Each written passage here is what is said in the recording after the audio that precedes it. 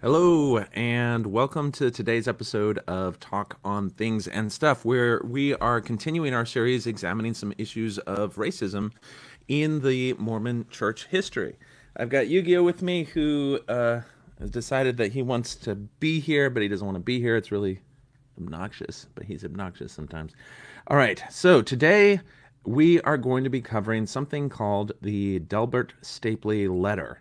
And I'm going to go ahead and just get right into it. You can find this article if you go to Thoughts on Things and Stuff and search for Delbert Stapley or George Romney. And you'll find an article titled George Romney and the Delbert Stapley Letter, which was published in June of 2015. And we're going to go ahead and dive right into that. Again, we are going to be reading it with the purpose of capturing the audio for a future podcast, so I may have to start and stop again periodically. And Yu-Gi-Oh has promised he's not going to bark, right, Yuki? All right? Okay. George Romney and the Delbert Stapley letter. In a prior post, we examined the exchange between Mormon sociologist Lowry Nelson and the First Presidency on the issue of racism and the ban on blacks receiving the priesthood. In that instance, a member believed that what the church was teaching and the policy it produced was racist and wrong, and he wrote a letter to try to correct the problem. History has sided with Mr. Nelson. While that exchange makes for a compelling reading, the usual state of things is for the leaders of the church to correct the missteps of those over whom they claim authority. That has long been the calling and duty of prophets, ancient and modern. While scriptures give you an inside view of some of these exchanges, such as Abinadi confronting King Noah, it's rare that you get a glimpse into a modern prophet correcting the wayward actions of modern leaders in the secular realm. There is one notable example in the modern era that is worth reviewing.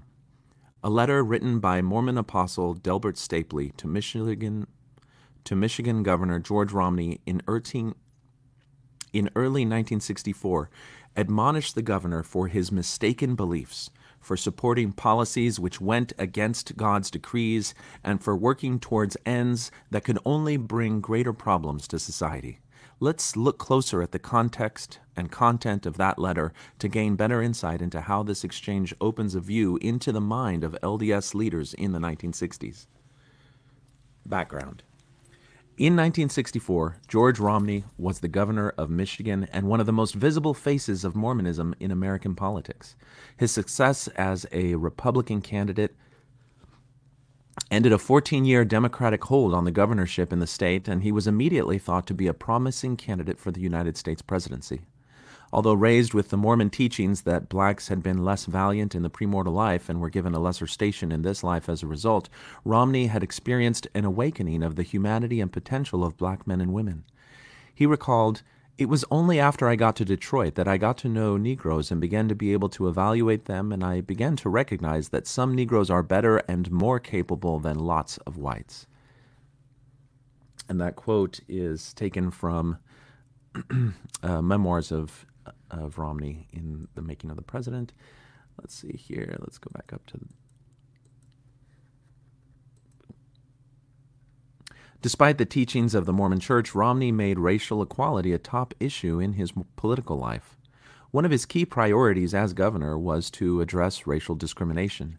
He'd been vocal about his position during the campaign, and as governor began fulfilling those promises. Just a few days after taking office, he delivered his first State of the State address and declared that Michigan's most urgent human rights problem is racial discrimination in housing, public accommodations, education, administration of justice, and employment. He appointed an African American as the vice chairman of the state's Republican Party, the highest position in either party attained by a black person at that time, and would go on to help create the state's first Civil Rights Commission and appoint a black man as a special advisor on minority relations. He supported Martin Luther King Jr.'s June 1963 march on Detroit, and shortly thereafter he himself marched alongside black civil rights leaders protesting housing discrimination. LDS leaders take notice. True to form, Romney was vocal in his support of the Civil Rights Bill of 1964. It was after hearing Romney speak on this issue that church leaders finally attempted to rein in George, who was undeniably the most powerful Mormon in United States politics. This came in the form of a letter sent by LDS Apostle Delbert Stapley on 23 January 1964. In his letter, Apostle Stapley reminds Romney of several aspects of LDS theology and doctrine regarding the Negro. He directs Romney to certain key passages of church history and provides a prophetic warning which is hard to ignore. This post will closely examine the substance of that letter. The letter. The letter can be read in its original form on archive.org. It's not too lengthy, and I encourage you to read it prior to the following analysis in order to form your own opinions on the content. Introduction. Stapley opens his letter with warm greeting. Dear George, it was a real pleasure to greet and have a moment to visit with you and Lenore It was a real pleasure to greet and have a moment to visit with you and Lenore here this past week. It is wonderful to see how enthusiastically you are received by the good people of Utah. After listening to your talk on civil rights, I am very much concerned. Several others have expressed the same concern to me. It does not altogether harmonize with my own understandings regarding the subject. Therefore, I thought to drop you a note, not in my official church position, but as a personal friend. Only President McKay can speak for the church. Now, that's the end of that part of the letter. Remember that Romney has been outspoken on the idea that black men and women should be treated with the same dignity as white, and that the evils of segregation and discrimination should be expunged from both the laws of the land and the hearts of men. Stapley acknowledges that such things are not harmonious with his own understanding of human affairs. It is no novelty that Stapley indicates that he's only speaking as a friend and not in an official capacity. I've yet to come across any letter from an apostle written to a private individual stating that he is writing in his official capacity as an apostle. While he's only writing as a personal friend, the letter comes on official letterhead under the heading of the Council of the 12. Apostles do not start preaching false doctrine when they say, I'm just talking as a friend. Any believing Mormon receiving such a letter would consider it to have more weight than a note from any other personal friend. My suspicion is that such a disclaimer provides a bit of plausible deniability to the leaders, but Mormons are regularly warned against ignoring the instruction of the brethren, and no caveats are provided for when they are speaking just as friends. Joseph Smith's position. Stapley continues. I felt, George, your views were most liberal on this vital problem in the light of the revelations, but nevertheless, I cannot deny you the right of your position if it represents your true belief and feelings. I would like to suggest you read 2 items on this subject, both by the prophet Joseph Smith. Turn to page 269 of Teachings of the Prophet Joseph Smith by Joseph Fielding Smith, and read, beginning the middle of the page under the caption, The Status of the Negro, giving particular attention to the closing sentence on page 270. Stapley was apparently fond of sending people on a scripture chase. Let's take a look at what the apostle is referring to. Now, reading from those sections of that book. Status of the Negro. And this is an excerpt from the scriptural teachings of the prophet of Joseph Smith. This is what Stapley wanted Romney to read. At 5, went to Mr. Sollers with Elders Hyde and Richards. Elder Hyde inquired the situation of the Negro. I replied, and again this is written as though from the first person from Joseph Smith, I replied, they came into the world slaves mentally and physically. Change their situation with the whites and they would be like them. They have souls and are subject to salvation. Go into Cincinnati or any city and find an educated Negro who rides in his carriage, and you will see a man who is risen by the powers of his own mind to his exalted state of respectability. The slaves in Washington are more refined than many in high places, and the black boys will take the shine off many those they brush and wait on. Elder Hyde remarked, put them on the level and they will rise above me. I replied, if I raised you to be my equal and then attempted to oppress you, would you not be indignant and try to rise above me, as I did Oliver Cowdery, Peter Whitmer, and many others, who said I was a fallen prophet and they were capable of leading the people, although I never attempted to oppress them but had always been lifting them up? Had I anything to do with the Negro, I would confine them by strict law to their own species and put them on a national equalization. And that last sentence, had I anything to do with the Negro, I'd confine them by strict law to their own species and put them on national equalization. That is the specific line that Stapley directed Romney's attention to.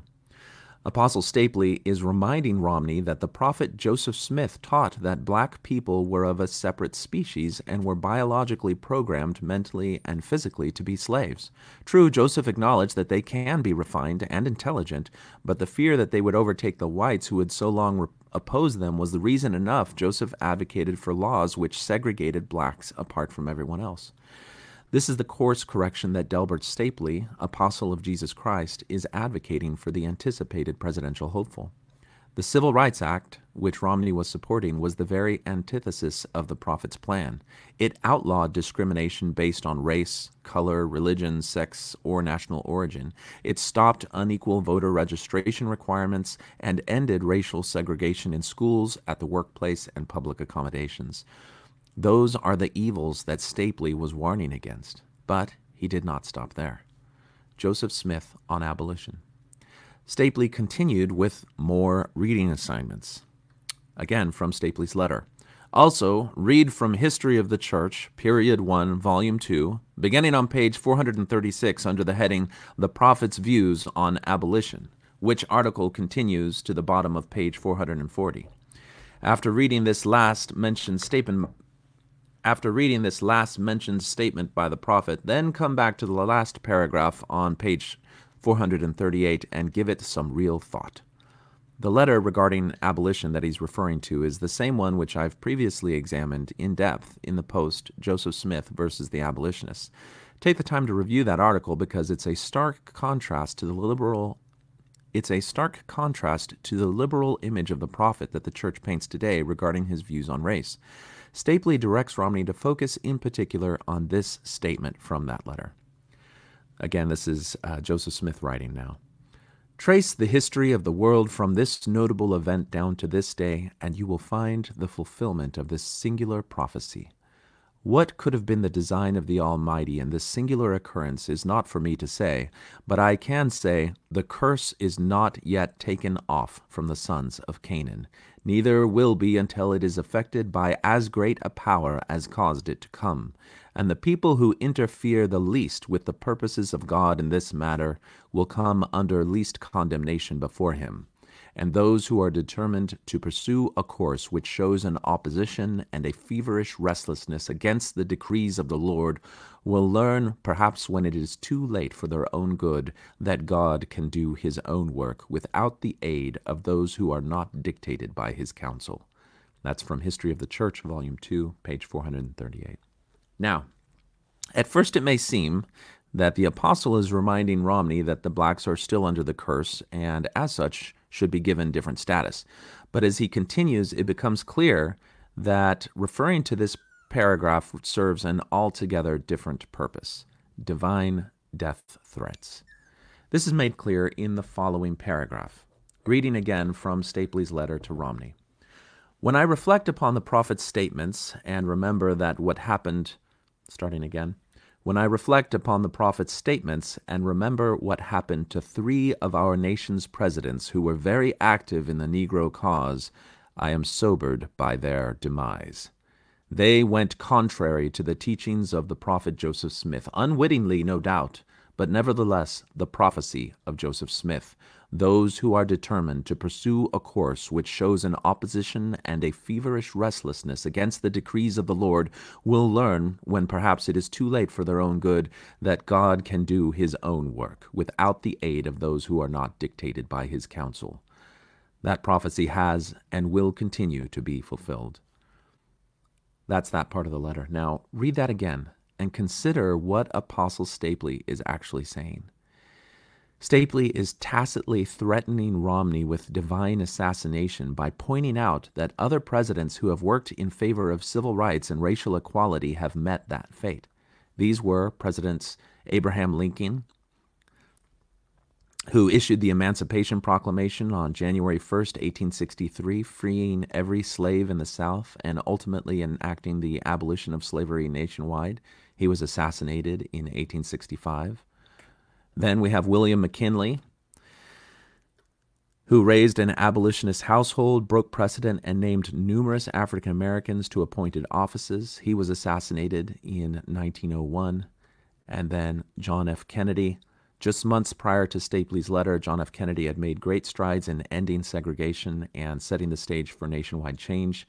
Prompted by the protests growing over segregation at the University of Alabama, Kennedy decided that the time was right to confront the hearts and minds of America about racial equality, and in a televised address on civil liberties in 1963, President Kennedy made an impassioned appeal to the American people. He said, "We are confronted primarily with a moral issue. It is as old as the Scriptures and it is clear as the American Constitution. The heart of the question is whether all Americans are to be afforded equal rights and equal opportunities." A few weeks later, Kennedy sent Congress the most sweeping civil rights legislation since Reconstruction. That bill would eventually become the Civil Rights Act of 1964. Kennedy was assassinated just 2 months later on the 22nd of November, 1963. And you can still see that landmark televised address on youtube.com, and it's included in the article post on Thoughts on Things and Stuff.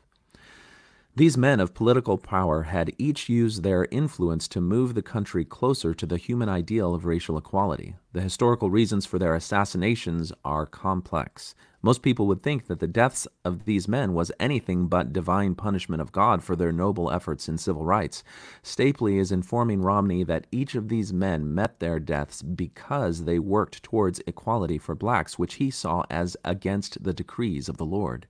In doing so, he is actually issuing a divine death threat to Romney if he continues to do the same.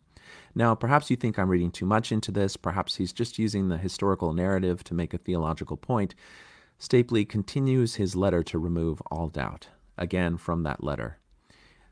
"In this respect, let me give you a personal experience. A friend of mine in Arizona, not a church member, a great champion of the colored race, came to me after my call into the 12 and acknowledged President McKay to be a prophet of God.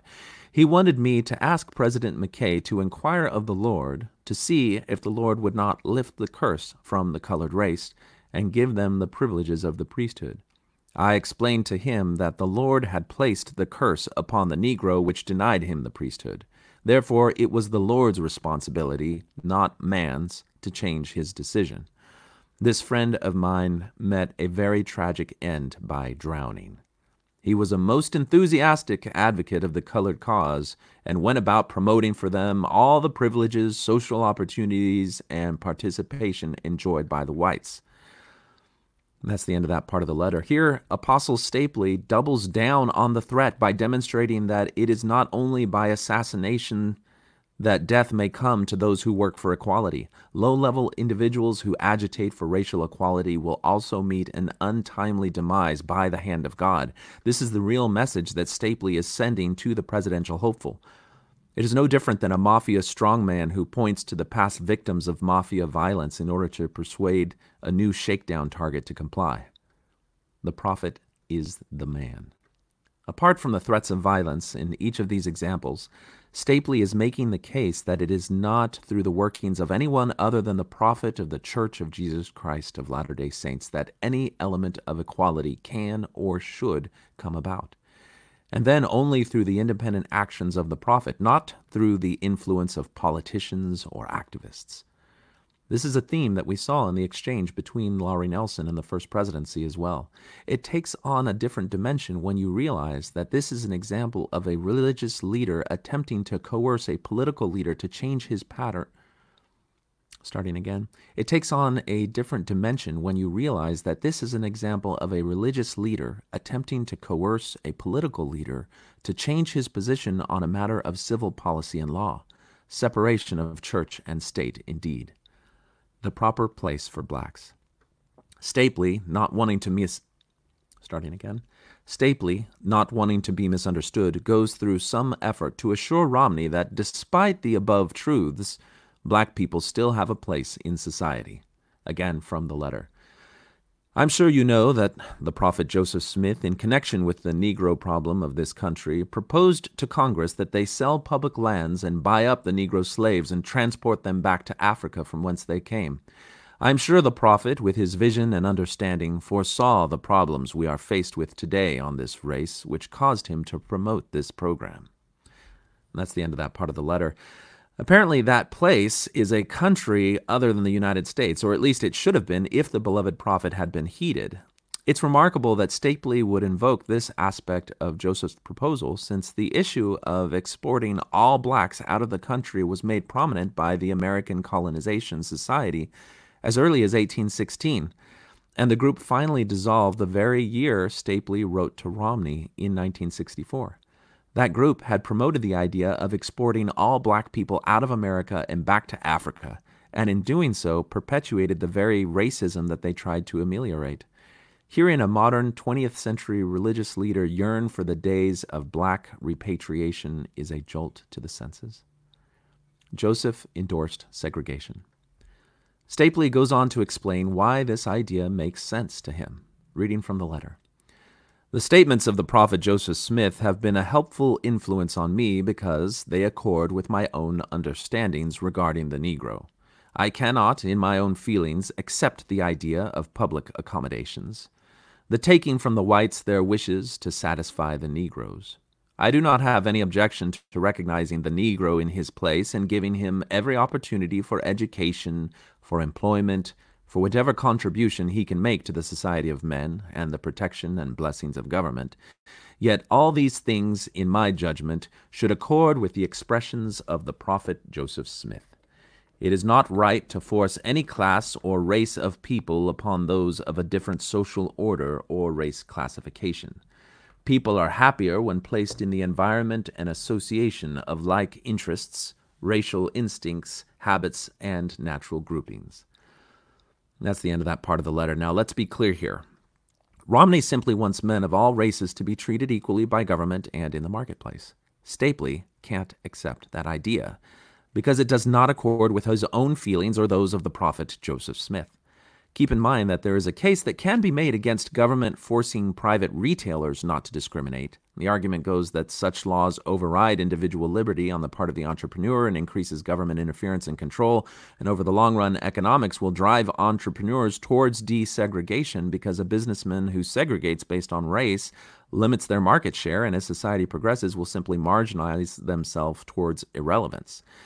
This could be the case that Stapley uses, but instead he bases his position on Joseph Smith's views, which are, if you recall, that black men and women are biologically suited to slavery mentally and physically and should be confined by strict law to their own species. Stapley's argument against forced desegregation isn't based on principles of individual liberty, but rather it's based on perpetuating the very racist notions that justified segregation in the first place. Mormonism and the Negro. To help Romney bolster his Mormon perspective on black people, Stapley gives him another reading assignment. I am enclosing a little booklet entitled Mormonism and the Negro, which you may already have. If not, it is an enlightening exposition and quite well reflects the church position in regard to these people. Mormonism and the Negro, well, that's the end of that part of the letter. Mormonism and the Negro is a book by John J. Stewart, Associate Professor of Journalism at Utah State University, and William E. Barrett, Vice President of BYU. Published in 1960, it was a collection and exposition of numerous official statements from LDS leaders about black people and their position vis-a-vis the pre-existence, gospel, and priesthood. It has been digitized, and you can read it in full at archive.org. Be warned. It contains all the vile, ignorant, and racist things that the recent Race and the Priesthood essay on LDS.org now calls disavowed folklore. In 1964, the Apostle Delbert Stapley said it well reflected the church's view in regard to these people. By referring Romney to this book, it would appear that Stapley is trying to help Romney discard his notions of racial equality and remind him that blacks have a lesser position in this world by divine decree. The hope, it may be assumed, is that once Romney was thus enlightened, he would stop supporting laws which would appear to elevate black people beyond their secondary station. The proper Civil Rights Bill. In a true apostolic form, starting again, in true apostolic form, Stapley goes on to give his more nuanced and balanced view of the proper sort of civil rights legislation. Reading from his letter. I am not against a civil rights bill if it conforms to the views of Prophet Joseph Smith, according to the references given. Starting again. I am not against a civil rights bill if it conforms to the views of the Prophet Joseph Smith, according to the references above given. I fully agree the Negro is entitled to considerations also stated above, but not full social benefits, nor intermarriage privileges with the whites. Nor should the whites feel forced, nor should the whites be forced to accept them into restricted white areas. In my judgment, the present proposed Bill of Rights is vicious legislation. There needs to be some modification. The position of the church cannot change until the Lord changes it himself. The position of the church cannot change until the Lord changes it himself. Certainly, I am not for exploiting racial or religious prejudices, but it is the present play-up to the Negro voters which is unnecessarily creating problems that by a more firm, sensible approach can be avoided. There will be a few die-hard leaders, but then that has always been true with any debatable issue. Principle, religious or otherwise, cannot be abrogated for political expediency. And that's the end of that part of the letter. Now, Stapley argues here that a civil rights bill would be fine just as long as it continues to promote segregation and anti-miscegenation, which are the very issues at the core of any civil rights legislation in the first place. It is important to note that thus far, the apostle of Jesus Christ has yet to invoke any doctrine or teaching of Christ, but has instead only relied on arguments that would find applause at any rally of the Ku Klux Klan. He's acting more as an apostle of those racist sentiments than he is of the master. Stapley's tender mercy. Finally, Stapley assures Romney that his own attitudes towards blacks is magnanimous. Reading again from the letter. Now, don't think I am against the Negro people, because I have several in my employ. We must understand and recognize their status, and then, accordingly, provide for them. I just don't think we can get around the Lord's position in regard to the Negro without punishment for our acts, going contrary to that which he has revealed. The Lord will not permit his purposes to be frustrated by man.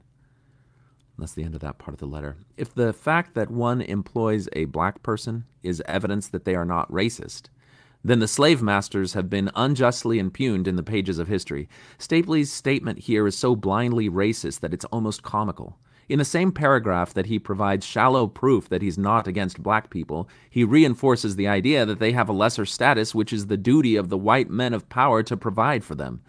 The fact that he sees Romney's efforts for civil liberties as an attempt to frustrate the purposes of God speaks volume about just how in tune with the mind and will of God this apostle of Jesus Christ actually is. Stapley closes his letter with pleasantries. Reading from the letter. Please understand that I have great respect and admiration for you. Because of my feelings, I thought I should express myself as I have, so you will know my personal position. This letter is for your personal use only, also Lenore, and is not to be used in any other way. It does not require an answer. With best wishes and success to you and Lenore always, I am faithfully your friend and brother, Delbert Stapley. And you can see his signature on the letter. And that's the end of the letter. Conclusion. Just a few months after sending this letter to Romney, the Apostle Stapley addressed the body of the church in the April General Conference. His talk was on the subject of truth and the church. He makes the case that in the essential quest for truth, men cannot rely on the word of philosophy or science, but only on the men at the head of the church. He quotes Joseph F. Smith in explaining that the leaders of the church can be trusted because of their divine connection and their mission. From that talk, quote, "Our mission is to save, to preserve from evil, to exalt mankind, to bring light and truth into the world, to prevail upon the people of the earth to walk righteously before God and to honor him in their lives and with the first fruits of all their substance, and increase that their barns may be filled with plenty, and figuratively speaking, that their presses may burst out with new wine. That's from the April 1964 General Conference Report, a talk by Delbert Stapley. By actively writing and attempting to put an end to Romney's efforts on civil rights for black men and women, Stapley is not bringing light and truth into the world. He's actively trying to prevent that light and truth from dawning. He's not prevailing upon the people to walk, He's not prevailing upon the people of the earth to walk righteously. He's tripping up those who would try to walk at the forefront. At least the final part of this quote reflects reality. They want men to give the first fruits of all their substance and increase, i.e., to pay tithing. But how long will the leaders of the church be able to assume that the members will continue to do so? Once the members see that the men they revere as apostles were actively working behind the scene to try to stop the progress of racial equality and civil rights, will they continue to trust these men to give them moral direction on matters of conscience? As we saw in the exchange of Lowry Nelson and now George Romney, the members knew that the racist policy prohibiting ordination of blacks was wrong. These church members were like you and me, simply living in the world and trying to do what is right according to our conscience. They were each closer to the mind of God on the issue of race than the prophets and apostles who upbraided, reprimanded, criticized, and threatened them for simply holding the conviction that one man was just as deserving of dignity and privileges as another, regardless of the color of their skin. If the prophets could be so deeply mistaken about so fundamental a thing for so long, what reason do we have to trust them on any other issue? There may come a time when their threats of death or excommunication carry no weight because their own blindness has impeached the authority upon which... There may come a time when their threats of death or excommunication carry no weight because their own blindness has impeached the authority upon which they stand. I'm glad that church members such as Lowry Nelson and George Romney had the moral strength to stand up for what is right, even in the face of apostolic condemnation. Romney paid no heed to this letter and became more active and vocal in his support for civil rights. History again has sided with a conscientious member over those who claim to speak for God. How many members did not have the wherewithal to act in opposition to the decrees of the Mormon prophets and apostles? For every Romney and Nelson, how many members are there whose conscience was pricked with compassion towards their mistreated black brothers and sisters, only to have the words of the brethren override and suppress that impulse? There are significant social questions facing the church today. Priesthood ordination of women and gay marriage are the most visible. The leaders of the church are speaking out against those evils with just as much fervor and intensity as they did in defense of the priesthood ban for black men. The message of George Romney is that each member should not be afraid to examine the issue and trust their own conscience, no matter what the brethren say. And that is the end of that article. All right. Wow. So, this paper first came to my attention, and I think to the wider public attention, during the presidential campaign of Mitt Romney, when some journalist for, I think, the Washington Post found it in the collection of papers, George Romney papers, that are in, I think, the University of Michigan. Well, the letter was circulated, and you could say, oh, there's a racist letter by an apostle. That's not a big deal. It's like when you go and you dig down, and you can't just read the letter. You actually have to go and look up the references that he talked about so that you can see, wait a second, what is he actually trying to say? And it's only when you look up those references and you realize that he's actually, making a death threat. Basically, it's not a, I'll kill you. It's God will probably kill you if you end up doing these things. And when you have a person claiming to be the prophet of God, that's pretty serious. So let's open up the phone lines and give me just a second here, and we will get that set up.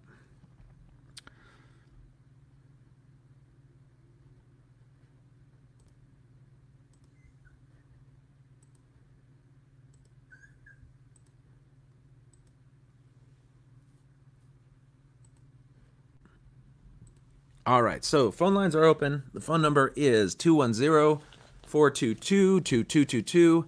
If you have any comments on the article that we read today or want to share your perspective on it, maybe you were alive at the time and you had attended Romney's speech. It sounds like Romney had given a talk in Utah on the issue of civil rights. I wasn't able, when I wrote that article, to see if I could track down perhaps his notes for that speech or exactly what he said.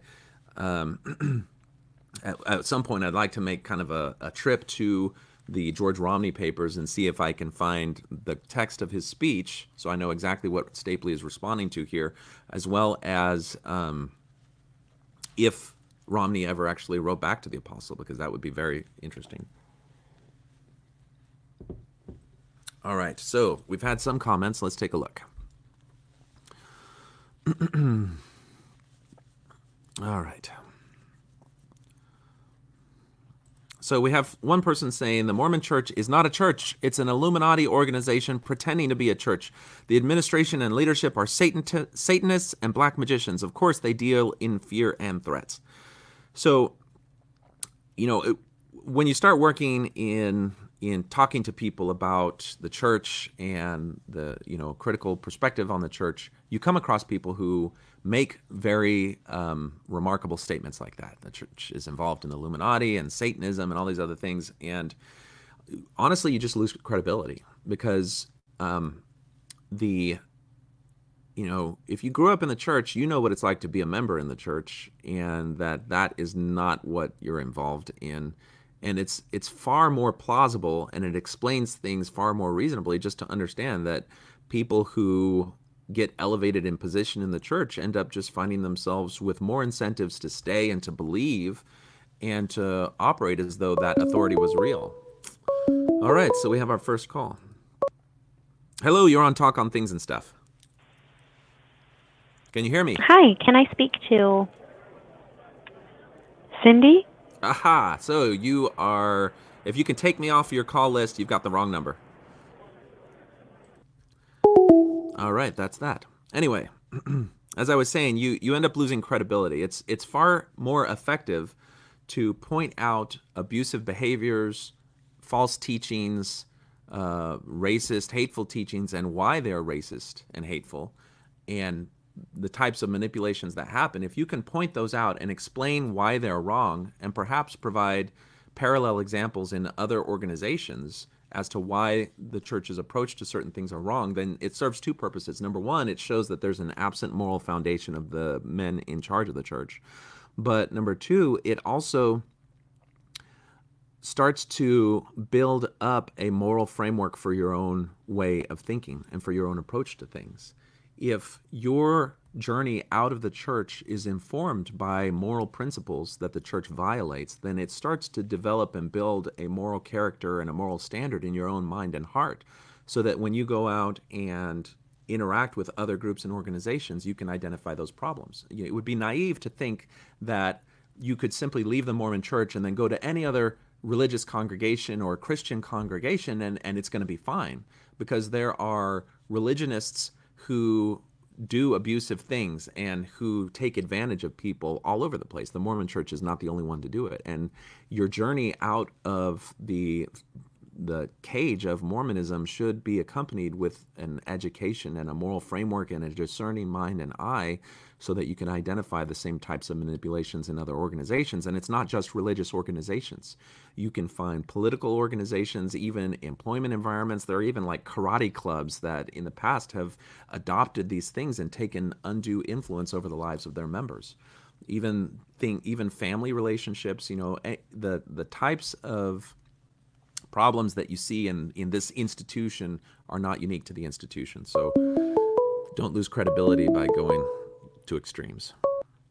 Hello, you're on Talk on Things and Stuff. Hey, Jonathan, big fan. Love your work. Thanks for calling in. Yeah. When I showed some active members the Gospel Topics essay on racism, they were just kind of blown away that had occurred. And that's kind of new to me. My question is, in your studies, what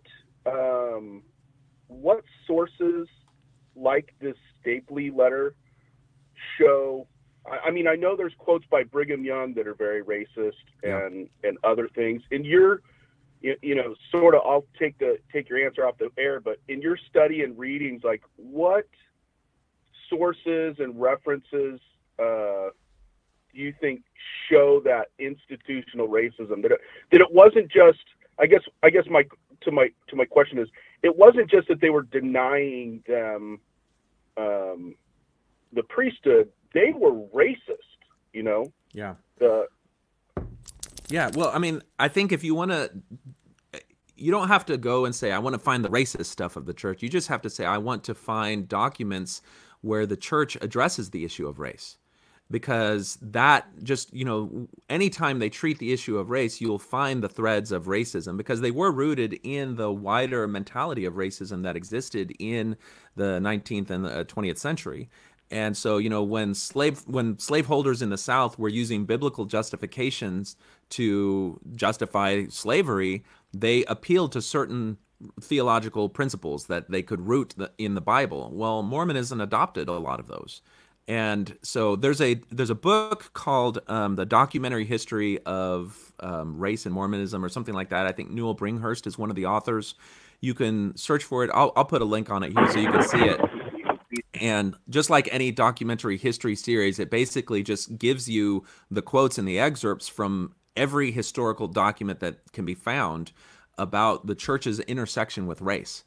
And I think if you start with that book, it's just like a targeted, focused collection of in the intersection of the church and race. And that's where you'll find some of the best sources. And then you can take their citations and then go to the Joseph Smith Papers Project or other sources and find them. Awesome. And I guess maybe a follow-up question, just kind of your opinion. How is it? I mean, when I was raised in the church, I just kind of felt like, I never felt like it was racist for some reason. Yeah. It just felt like they,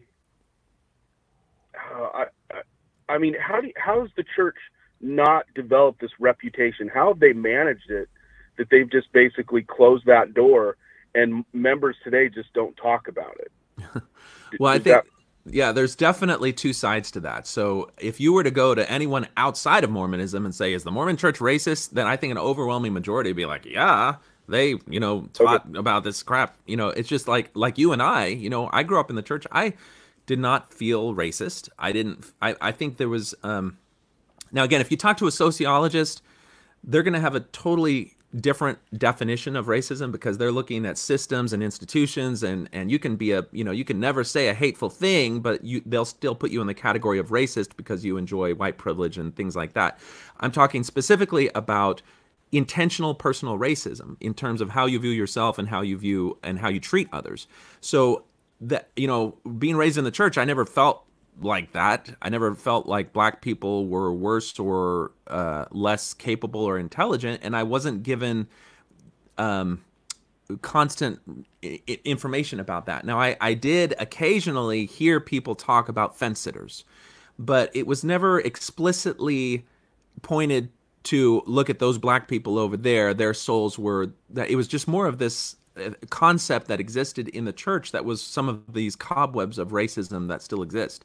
And I think that, when you have an organization that totally whitewashes its history, that actively suppresses the teachings of past leaders that it now wants to hide because it impeaches their claim to authority and reveals a very dark underside of their character, then it's no surprising that people growing up in that controlled information environment would have a very different view of these figures of history from someone who has not had that information controlled.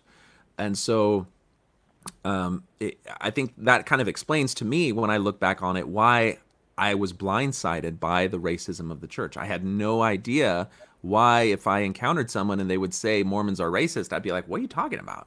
I'm not racist. And, I went to church with black members. I didn't see them as any different. My bishop was black when I was in Boston. There was no issue. And it's only really when you study the history. And then the thing about the history is when you go back and you really see the concentrated doctrine of what they were teaching at that time, because they were, as we saw in this letter, they were hammering it to anyone who got out of line. Then now when you exist in the church today and you start looking at the things around you in the church, you can start to see the residue of that. So when someone starts talking about the premortal war in heaven and the noble spirits, then you're like, wait a second, that story, even though we only talk about the good sides of it, there's a bad side to it that the church never really talks about. But that is deeply enmeshed with their history of racism. So you become more informed about how there are still traces of racist ideas and notions in the church. But I think to someone who doesn't have that context of history, you're not going to understand or know about it. Right. And that's exactly how I feel now. Is I look at it and I'm like, how did I not see this? Yeah. You know, I had heard those same sort of the fence sitter, war in heaven, and it wasn't any personal attacks, but oh, you know, this is what God says. So, you know, one of these days, you know, God works in mysterious ways. We don't know. Yeah. And I think there's also an element of unexamined ideas. Like, I definitely grew up with the idea that the curse described in the Bible was black skin. And I read the Book of Mormon and I read those passages where it talked about God changing the skin of the Lamanites. I just never examined those things to understand that those were racist notions. It's kind of like if you just accept something blindly without really evaluating the implications and the subtext, then you may hold on to dangerous and harmful ideas without realizing what you're holding on to. And so, you know, early in my journey when, you know, some people who were defending the church said, well, look at the scripture itself. It never actually says for Cain that the mark was black skin. And so you're like, is that true? Because I thought, and you go back and you look and you're like, it doesn't really ever say explicitly that the mark was black skin. And so then you're like, well, maybe there's something more to this story. And that works for a time. But then when you start seeing Brigham Young talk about not only the black skin, but the broad nose and all these other things that just are offensive and racist when they're tied to the idea that such people were inferior and less capable and less spiritual, then you just throw the whole thing out. Right. Well, love what you do. Thanks for the show. All right. Thanks for the call. Great. All right.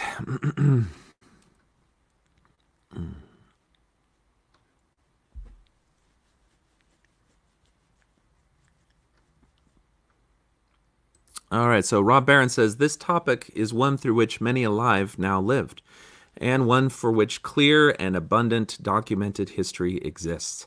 It is documented and remembered. Understanding this history frames the other. I think that is, for me, when I was going through this, that is very much a big part of why I feel like it was important to share and tell these stories. And that is because there are lessons that we learn from the failures of the apostles in the past to recognize truth. And it's not just that they didn't recognize these true principles of human equality, it's that they actively fought against people who were trying to advance these more enlightened ideas. And they did so on the basis that they had the authority to defend the Word of God. Hello, you're on Talk on Things and Stuff. Yes, hi, for taking my call. What's on your mind?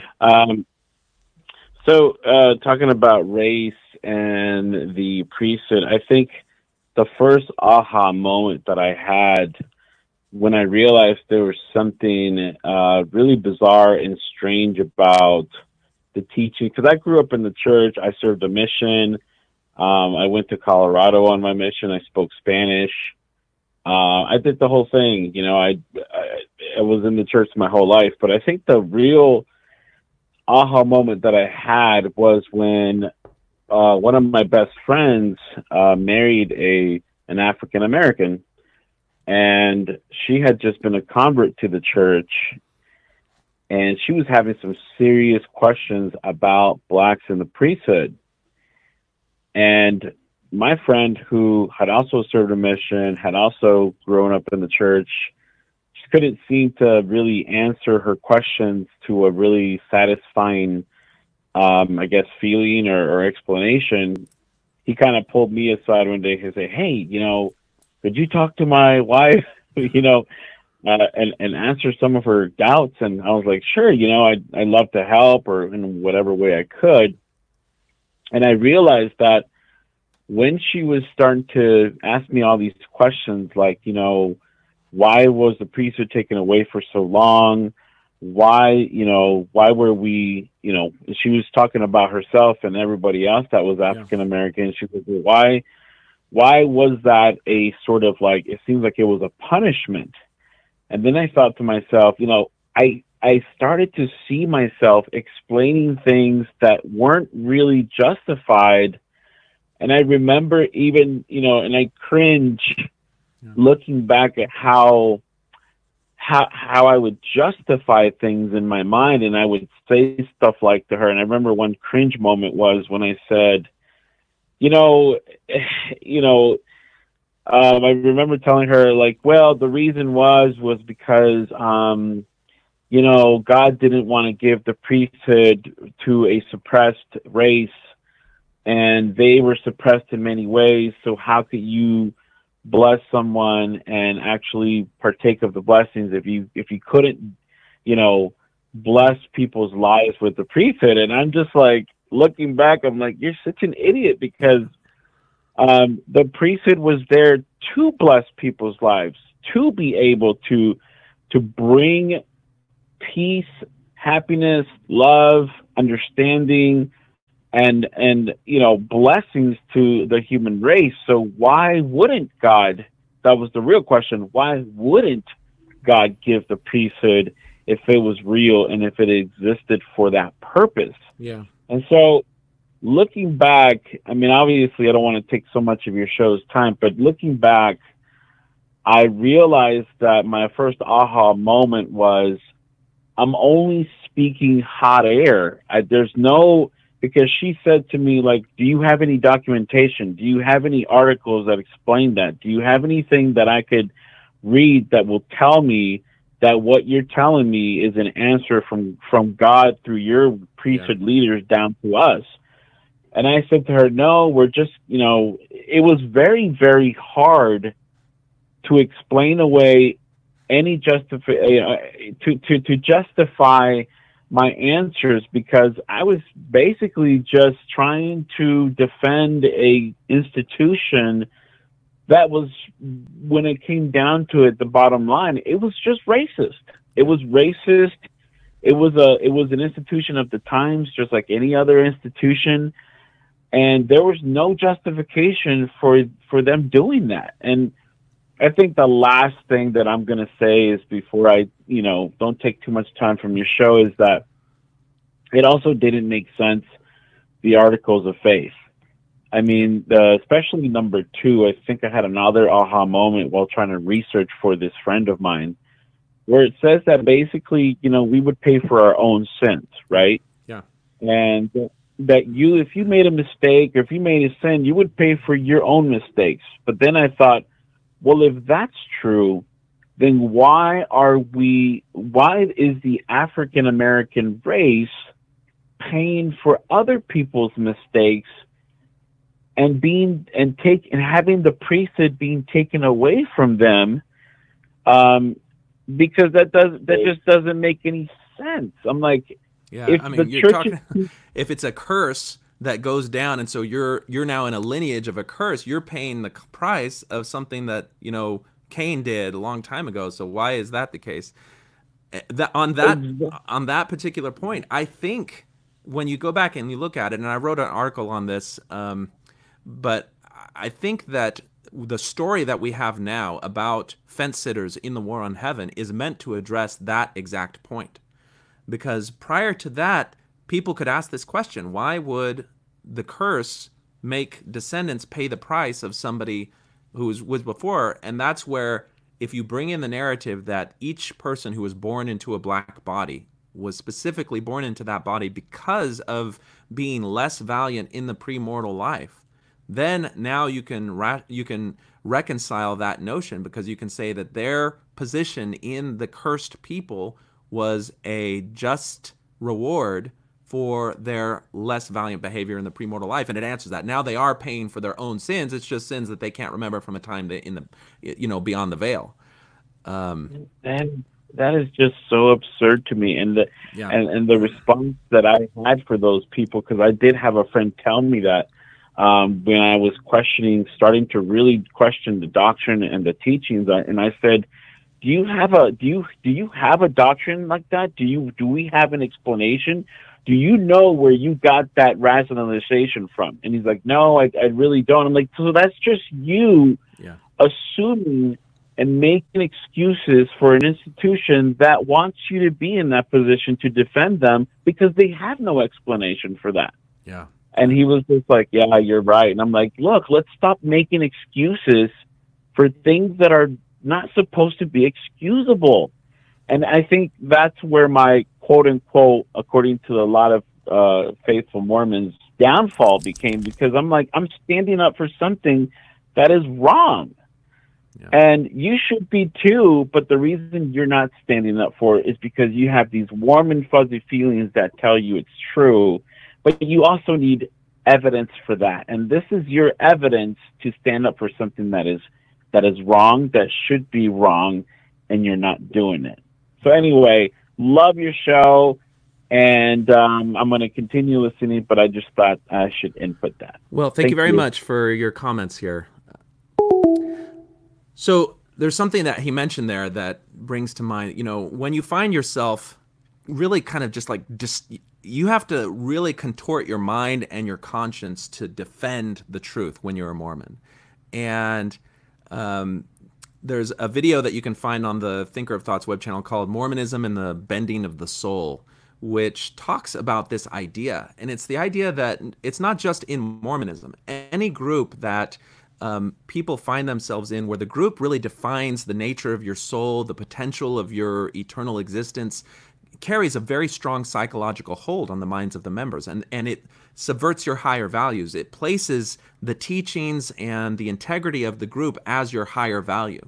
And so anytime you're confronted with questions that would tend to destroy that higher value, then the psychological pressure on your mind is you've got to come up with some rationalization, some explanation that will preserve the higher institution. And so that's where people find themselves trying to come up with any sort of explanation at all, which would seem to defend the church.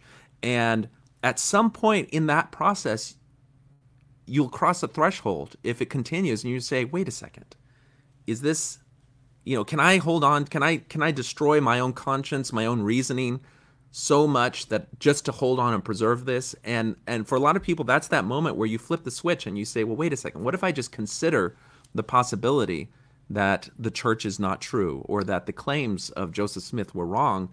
If I allow that even to be in the realm of possibility and compare and weigh the evidence, suddenly you don't have to distort your mind. You don't have to bend your conscience. You simply can explain it by the very natural and human elements that inform the entire history of the church. And that's the type of thing, I mean, I had conversations with people very close to me where in the process of defending the church, because when I would bring up an argument, they'd have to defend it. And it went so far as to that they defended the idea that sometimes some people are better served by slavery than by freedom. And when they made that argument, I just had to step back and I just had to say, you realize that you're defending slavery now. And I didn't want to press my point there. I mean, if you start to study street epistemology, one of the things that you learn is that you don't want to try to win an argument for the sake of winning and humiliating somebody. You just want to give people things to think about. And so I ended the discussion right there, but I'm hopeful that if we were to go in that direction again, that at least that threshold will not be crossed. So, all right, very good thoughts. The other thing that came to my mind in listening to a story was, you know, he said at one point that the church is just like any other church, and I think that is something that changes the way that people perceive Mormonism, and it's not really true when you look at some of the wider Christian denominations. You know, a lot of the wider Christian world sees themselves as struggling in the dark, trying to find their way to God. And that is fueled by the limitations of the human mind and soul. And so within their congregation, within their spiritual and religious life, they can see themselves as trying to do their best, trying to understand the will of God, and struggling in that direction, knowing that they may get things wrong. And so if you start out with the idea that you might get things wrong, it makes it easier to change when you become more enlightened with empathy and understanding. And we've seen this on the issue of race, on the issue of how we treat LGBT people.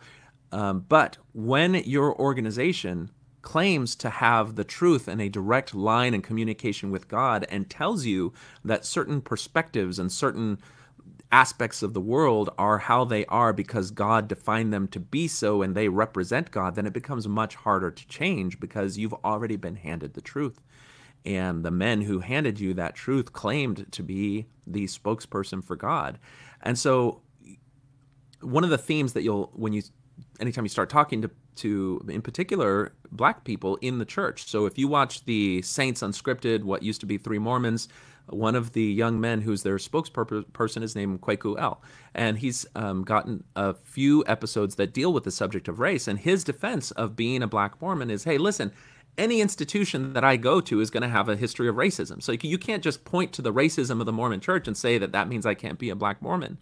And it is true that if you just look in the history of humanity, things in the past are going to have racist ideas, just as there are false ideas that permeate our institutions now. But what fueled those racist ideas and what held them and what gave them power?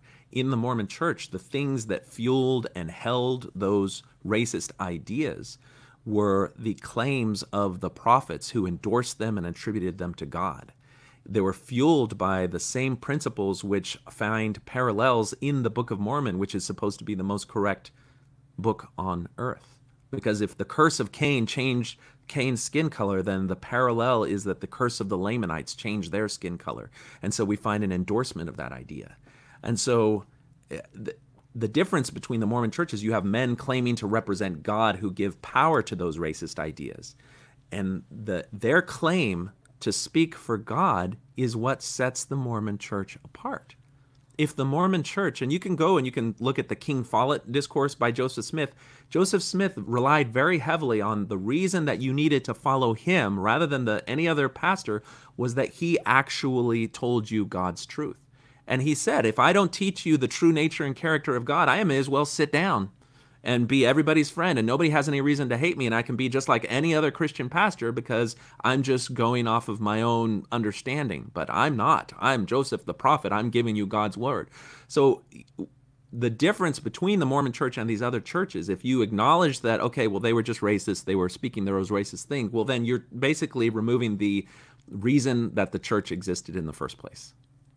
And so it's okay, like if you're going to do that and then you're going to see the church as just another institution, just like any other institution, then any criticism that you would hold over any other organization, not protecting vulnerable children from sexual predators, normalizing worthiness interviews that put, across inappropriate boundaries between older men talking to children about sexual themes, lack of transparency for financial stewardship, all these different things that you could easily criticize any other large organization, you should feel just as comfortable criticizing the Mormon church about, because they are just an organization of men striving to do their best. But with that comes the acknowledgement that there needs to be accountability and transparency.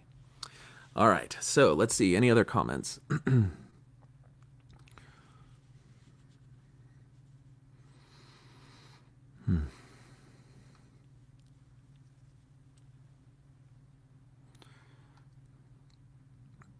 All right, love that pup. That's Yu-Gi-Oh! He's decided when I opened the door to come to the studio, he insisted on being even here, even though he gets in trouble every time for being loud. All right, so any other calls or comments? 210-422-2222.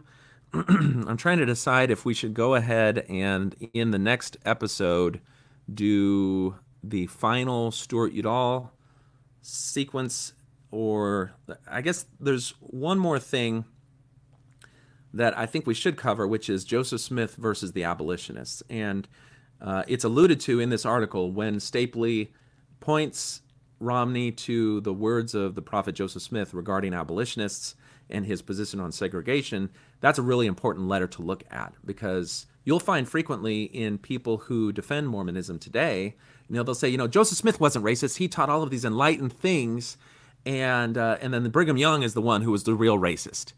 And when you go back and you look at the record, that's not the case. So Joseph Smith was an opportunist. He found what was politically expedient, what made him the safest, gathered him the most members, and he went with that, no matter what it was.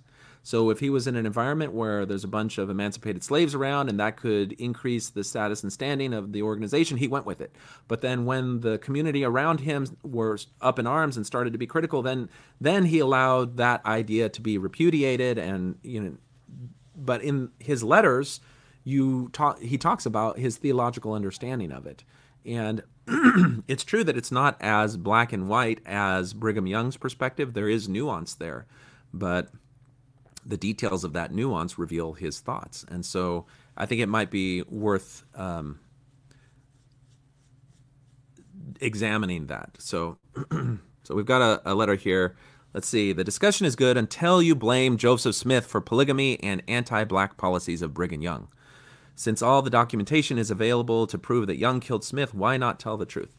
So you'll find a bunch of different perspectives on the history of the church. And I think it's very worth examining those perspectives and find out, what informs the growing movement of people who are starting to take the position that Joseph Smith never actually practiced polygamy, and that every bit of data that we would seem to have pointing to Joseph Smith as practicing polygamy was a later fabrication by Brigham Young.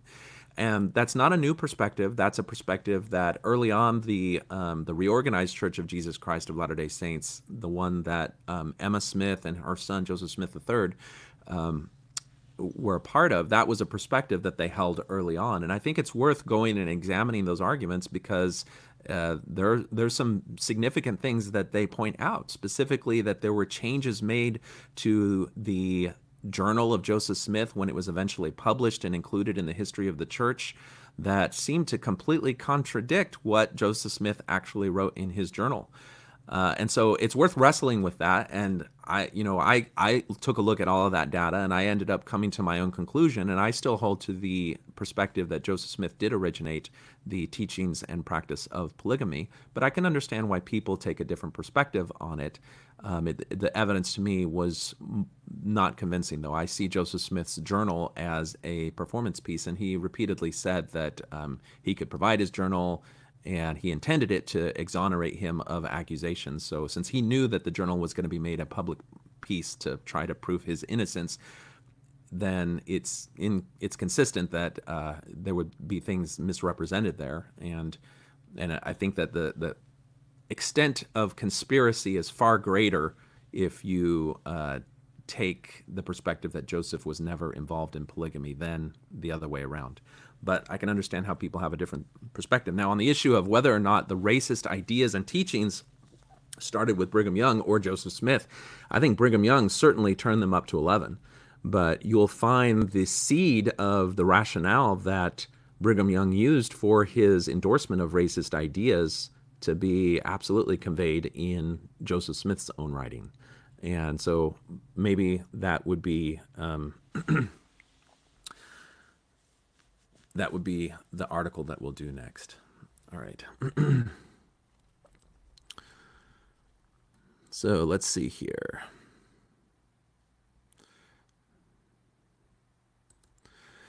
Rob Barron says, understanding this historical pattern allows us to more clearly understand the real-time maneuvers of the modern rewriting of history.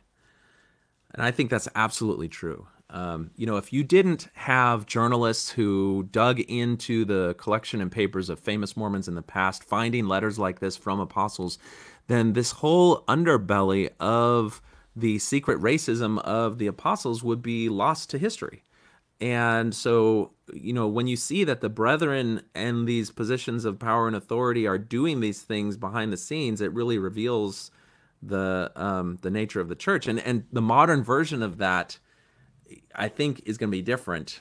it used to be that the apostles kept journals. And so you could find when an apostle died and they left their papers to their offspring or donated it to a university or the church, well, then that became available for review. And you could see what the brethren in their secret councils were talking about. And that's where we learn, if you look at the journal of, I think it's one of the apostles by the last name of Canon, you learn that there was money paid to Supreme Court justices.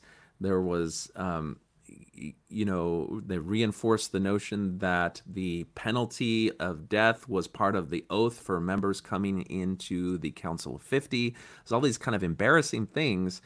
So the modern instruction to the prophets and apostles is not to keep a journal, so that there's no record. And so it closes off some of the underside. But what you can find, and what it's been entertaining for me to do, is I have several Google alerts set. So anytime Elder Holland or Jeffrey Holland or Stevenson or Razband, anytime those show up in like a YouTube video or an article, I get a little alert from Google. And it's really interesting because the church sends these apostles around the world, and they'll hold a conference like in South America, but in order for the entire region to have it, they'll stream the conference to YouTube so that the other places in the region can see it. And the benefit of that is you get to see what they're talking to people in other countries about.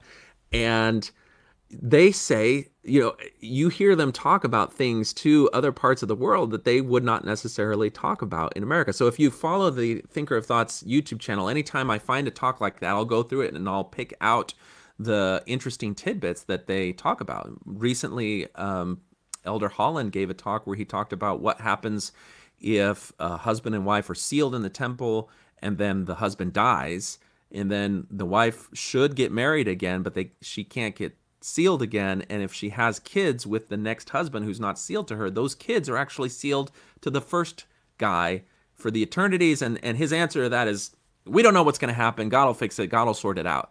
And so, and when everyone's dead, when the wife and the husband are dead, you can just seal them all and God will sort it out. And it's like they never talk about those things explicitly when they talk to American audiences. So it's always very interesting to look at those things. All right. So here we've got Armor of God 2020. So that's already a fascinating name. Armor of God 2020 says, also, BYU has caved to the LGBTQ agenda. Young's blood atonement contradicts today's liberal views.